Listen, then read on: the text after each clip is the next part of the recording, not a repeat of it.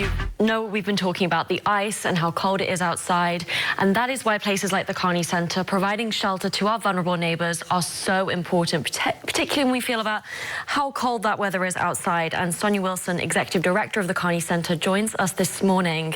I'm sure it's been a really busy night for you. What was it like last night, and how many people did you end up housing? We're just under 400. We had a few people come in throughout the night, so we don't have our total count, but I know it's just under 400. Full house for sure. Everybody's up and at 'em this morning, and breakfast is about to be served. So we're moving and grooving. Absolutely, and I know your nightly average is usually between about 250 to 280. So what was it like kind of having those additional clients there?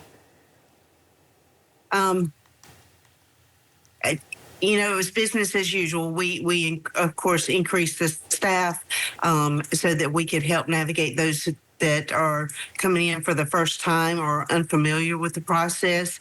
So everybody's pitched in and stayed over and come in early. So we're handling just fine. I mean, with that many people in house, you would expect there to be a little organized chaos, but I mean, honestly, it went very, very smooth.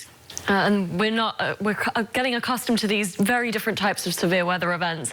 And we've been in constant communication over the last 24 hours. And you mentioned that there were some people that you wanted to come inside that maybe didn't want to. What will your work look like this morning, going out to those neighbors and just checking up on them? Well, for those that are in and around the center, we'll get out with as soon as day breaks.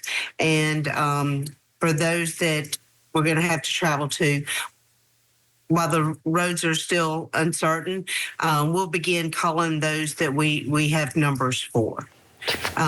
So when we have a short window this afternoon, we'll try to make contact in the encampments where we know people stay behind.